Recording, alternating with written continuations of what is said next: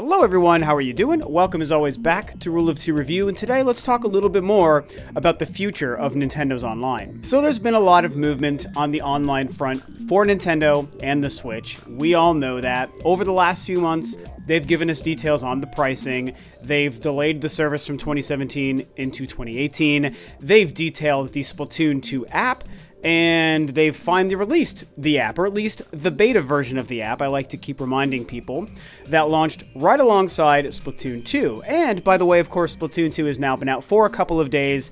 I was unable to play it on Friday and Saturday, but this morning on Sunday I was able to put a lot of time into the game. And in no surprise, it's freaking fantastic. I'm really shocked now with the final version of the game in my hands, how much truly better that game is than Splatoon 1.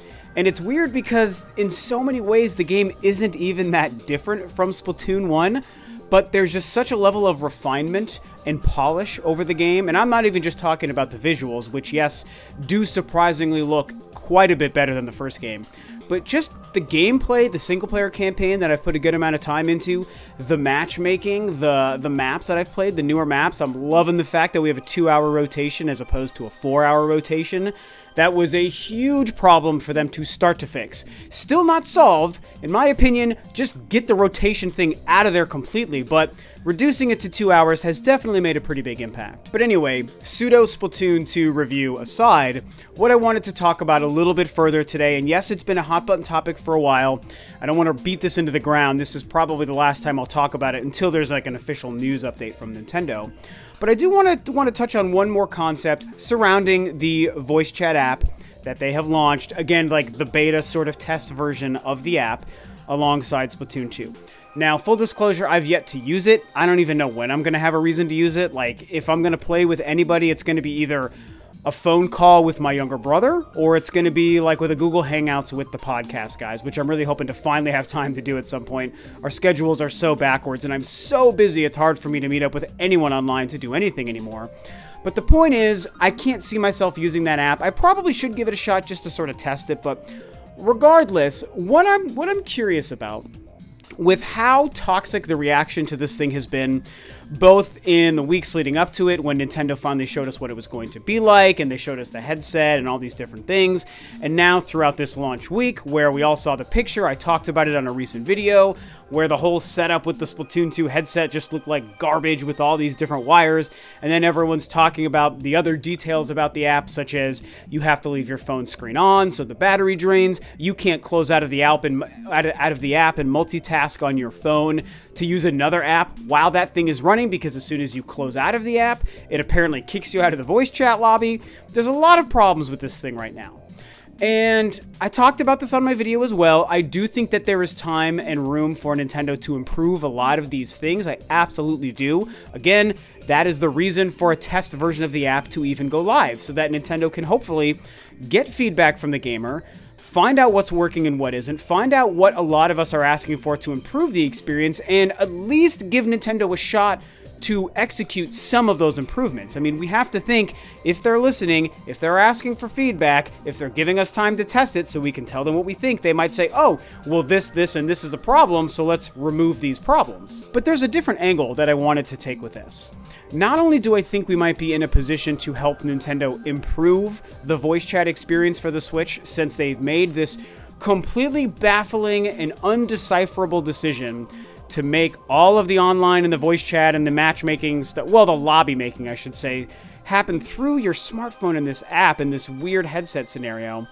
I wonder if there might also be an opportunity for the gamer to speak so loudly to Nintendo that they end up completely removing the concept outright, remedying the problem by deleting the app, and then putting everything that we want on the Switch actually on the Switch. So yeah, it might sound a little bit crazy or like a lofty goal, but yes, I'm basically wondering if we might be able to outright convince Nintendo to change their minds on this whole concept. Now, again, in the pursuit of transparency, I don't really think that this is a possibility. But I also don't think it's impossible. That's why I want to talk about it. I mean, this is really, we're shooting for the stars here to assume like something like this could happen. But there's precedence for this kind of change. There is precedence for the voice of the gamer and the consumer to speak so loudly to cause one of these huge companies, a console manufacturer, to change their business model. So it makes me wonder, is there any hope? Is there any possible chance that we could see the same effect happen to Nintendo? Now, obviously what I'm talking about here is Microsoft, the Xbox One, and the DRM scenario when they revealed the console way back in early 2013. It might have been, I want to say March or April, when they actually had their Xbox One reveal event for anyone who can remember, and if I can speak properly. And that was when they showed us all the TV stuff, and all the Kinect stuff, and all the voice stuff, and all the Snap TV, Snap Internet, this and that, and all that stuff that no one cared about, and no one wanted. And then they started talking about, oh, and you gotta, all your games are locked to your system, and you can't trade them, and you have to get a code, and you have to check in every 24 hours. Oh boy, that was no good for Microsoft at all. And partly aided by Sony sticking it in and twisting the knife a little bit with their whole slam against Microsoft's model at E3, where they had the whole video with Shuhei Yoshida, like, this is how to share a game with your friend. Just handed it over to somebody, whoever that was. And then, of course, they undercut the price by 50 bucks. I mean, Microsoft got so scared into that scenario by the combination of the gamer was pissed and vocal about how pissed we were about that concept. And Sony was like, yeah, well, we're not doing any of that crap you guys hate with Microsoft. And that caused Microsoft to completely change their whole business plan, you guys. And I mean, that is really something. When we look back on that in like 10 or 15 years, you guys, we're still pretty close to it. But I'm telling you, that is going to be a monumental pinnacle moment in gaming history where the voice of the gamer, aided by the internet, was able to say, we don't like this video game company. And video game company said, well, we have to change this. They removed a huge majority of the problems and the ideas and practices that they were trying to put in place with the Xbox One and with their Xbox Live service that no one wanted any bit of a part of.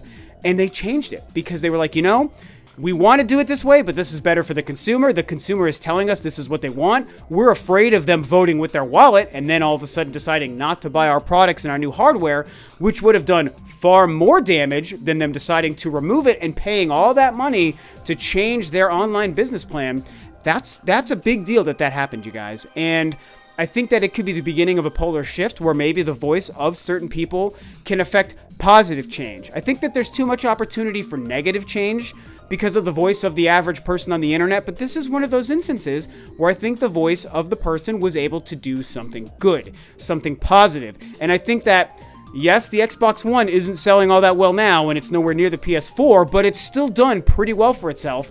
And I think that the level of success it has seen has been because they were willing to listen and willing to take that gamble and make a decision that I think was very smart for them. Now, I know there's a whole other conversation about whether or not Sony always intended to do the same thing, and then when they saw the backlash to the Xbox One, they changed their model too, but they kept it a secret. That might be the case, but we don't know that now. We might not ever know, so we can't really factor that into the equation. What we can factor in is, like I said, the voice of the gamer affected positive change. And now we come back to Nintendo and this voice chat app. And the thing is, this voice chat app is more than just, oh, a dumb phone app. Right now, it is literally the linchpin to how we operate with Nintendo's online service as far as we know for the future. Even when the paid service launches next year, apparently it would all still revolve around this weird app. And I think that this could even be, this is just my own theory and speculation, so don't everyone jump too crazy about this, but I wonder if with some of the third-party stuff being kept so far away from the Switch, we didn't hear about Titanfall 2, we know we're not getting Call of Duty, we're not getting Destiny 2 and all these other things. It's entirely possible that the fact that this mobile app is required as part of the online ability of your game, maybe that's part of the reason, on top of the power of the console, that a lot of third parties are like, yeah, no, we're not even dealing with that. It's a mess. It's too expensive. It's just not worth our time.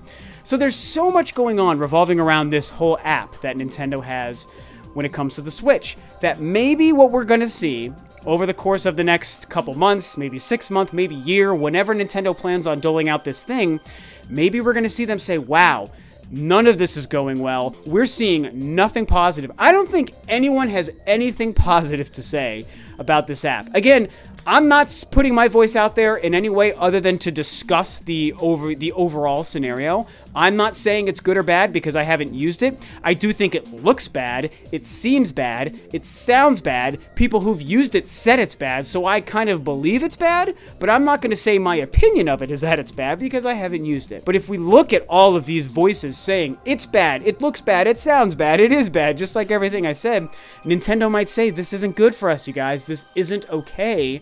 And if we want to make people happy, if we want to have them trust and believe in our console and want to play our games online and maybe convince the third parties to actually start putting the effort and money into porting their games, their online games to our console, which could only be good for everyone as well, maybe we need to pull a Hail Mary.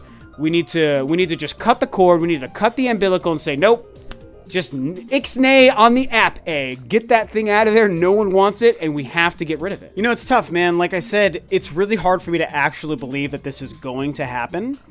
I really just wanted to have this discussion based on the fact that we've seen it happen before in a world where previously I never really would have thought it could have been possible. For people to speak so loudly that a company as massive as Microsoft, within less than a year of the launch of their new console, was willing to show us their business plan and then completely change it just because the gamer and the consumer got so upset. That is so huge that happened. It got me thinking, is there any way we might live in a world where Nintendo would consider doing the same thing because of how shockingly toxic the reaction to this app is? And the app exists right now in a beta test phase. I mean, we literally are in an environment where Nintendo is trying to actively find out how this thing is working, how it's being received, and change it for the future. Maybe that change is more than just let's change what the app does. Maybe the change is let's just delete the app and find a way to patch all the switches out there and make it so that all this stuff is system level, OS level operation for the Switch. Maybe it could happen. Still not likely, but man, wouldn't that be a crazy thing if Nintendo actually considered it? So I want to hear from you guys. Does this make sense to you? Do you think that, while obviously everyone, you're probably going to agree with me in the sense that, yeah, it's not likely Nintendo is going to do that. Don't put your money on them doing that. But is there that glimmer of hope? Is there that slight possibility? My theory is yes, based on what we saw happen with Microsoft. Nintendo is a lot more stubborn. Let's not be crazy here. We know they're a lot more stubborn. But I'm still giving it that little sliver of hope. What do you guys think? Is there any chance in hell? Would you like to see this happen? Or do you think that, you know what? Yeah, it's not likely, and so you're 100% in. Nintendo's not going to get rid of it. We are doomed to deal with this voice chat app throughout the entirety of the Nintendo Switch's life. Tell me what you guys think below. This was just a fun random topic and theory, an idea I wanted to throw out to you guys to discuss and hear you also discuss. So that is it for now. Thanks as always for tuning in, guys. This is Rob of Rule of Two Review, and I will catch you next time on another video.